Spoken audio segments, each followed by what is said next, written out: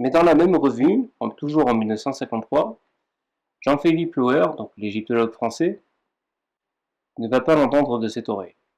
Il ne sera pas tout à fait d'accord avec M. Pochon, disant que la couleur rouge se trouvant sur les 4 fragments relevés par ce dernier serait en réalité une patine, c'est-à-dire en gros une substance qui viendrait directement de la pierre elle-même, enfin qui serait générée par les sels de fer.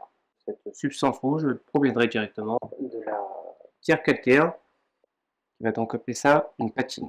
Il dit que les 4 fragments qui avaient été analysés par M. Pochon, que ça ne diffère en rien des échantillons examinés par les chimistes du musée égyptien. Donc il y avait déjà eux aussi analysé les fragments de la pyramide, qui avaient donc analysé les pyramides de Gizeh, Saqqara et d'Achour. Alors, il dira qu'à l'examen de ces spectres, on ne peut affirmer, comme le fait notre auteur, donc c'est-à-dire M. Pochon, l'absence totale du fer et du manganèse à l'intérieur de la pierre même. Puisqu'après il va dire qu'on voit donc les traces justement à l'intérieur de la pierre, comme quoi il avait bien ces traces de fer aussi, et pas seulement sur la couche superficielle. Il dira que de ces observations, ne sommes-nous pas en droit de conclure que des traces de ces différentes matières, et en particulier de ces deux métaux, fer et manganèse, subsistent indubitablement dans la pierre des 3 échantillons analysés spectrographiquement, et donc il dira qu'il lui semble inadmissible d'assurer, comme le fait M. Pochon, qu'à moins de 2 mm au-dessous de la couche superficielle, il n'y a plus de traces ni de fer ni de manganèse.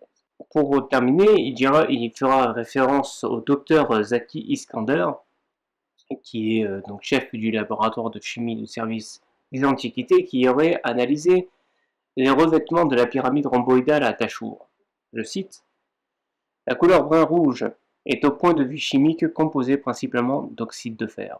Elle est si adhérente à la surface de la pierre que, bien que de couleurs différentes, elle apparaît comme faisant partie de la pierre elle-même. Elle est brillante et presque cristalline, et ne peut pas être délavée avec de l'eau ou enlevée en frottant avec une posture de métal. M. Lauer conclura que M. Pochon nous aura permis de préciser certaines questions et de constater que nous sommes à l'heure actuelle en possession d'aucun élément qui puisse autoriser à dire que les grandes pyramides de Gizeh, sauf la réserve faite pour la plus petite, celle de Mykérinos, aient été couvertes d'un enduit de peinture.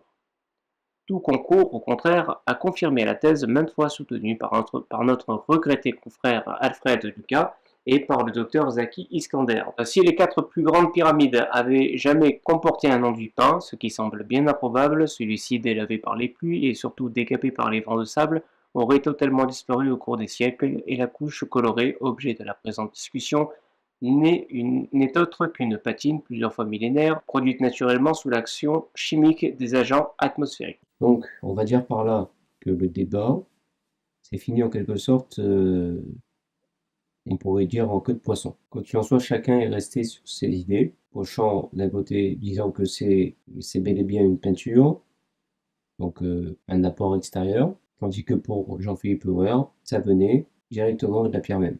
Et nous pouvons donc remarquer que les égyptologues de cette époque ont préféré suivre Jean-Philippe Lauer, comme c'est le cas avec Alfred Lucas, qui a analysé les fragments de M. Pochon et a conclu de la même manière que Jean-Philippe Lauer et donc était contre la conclusion de celle de M. Pochon. Bien beaucoup plus tard, dans les années 80, nous avons un professeur de chimie où les noms de Joseph Davidovits. Alors, il est connu surtout pour avoir émis une hypothèse sur la construction des pyramides, comme quoi elles auraient été construites avec des pierres calcaires reconstituées, appelées géopolymères. Dans son hypothèse, évidemment, ces pierres reconstituées ne constituent pas non plus toute la pyramide de cette manière, parce qu'il y avait une confrontation religieuse et politique entre ceux qui taillaient la pierre et ceux qui la reconstituaient. Il appelait ça la théologie d'Amon pour la pierre taillée et la théologie de Khnum pour la pierre reconstituée. Bon, c'est juste pour donner le contexte de son hypothèse. Je rentrerai plus en détail dans une autre vidéo parce que là, ce n'est pas le sujet des géopolymères. Mais si cela vous intéresse, vous me dites en commentaire.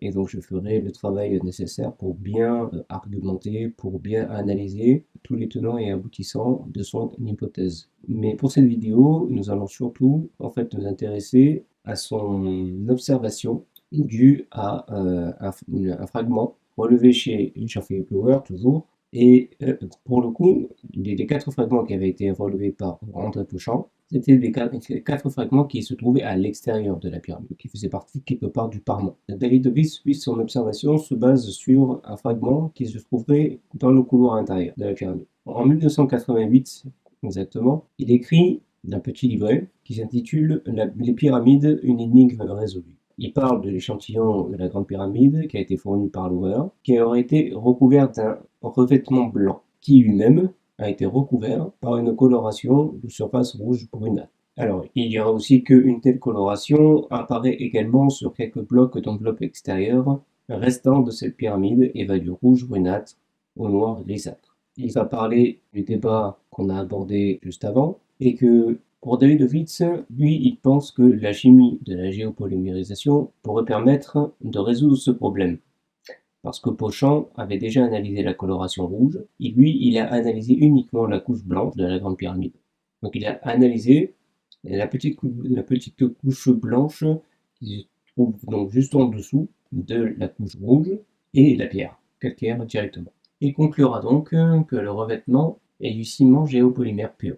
Il dira aussi, je cite, « Même si Pouchant ne comprenait pas la chimie impliquée, il avait néanmoins raison de supposer que la coloration rouge est synthétique. » Alors de plus, l'échantillon qu'il a analysé présentant la coloration rouge provenait de l'intérieur de la pyramide où il n'était pas affecté par les intempéries.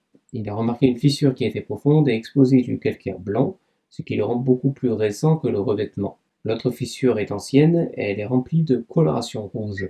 La couleur était évidemment peinte car elle comblait la fissure. Alors en automne 1992, un géologue du nom de James Harrell de l'université de Tolède a contacté l'assistante de Joseph Davidovich qui est Margie Morris et donc elle a accepté que le géologue Harrell soit autorisé à effectuer des tests supplémentaires sur l'échantillon de Lauer.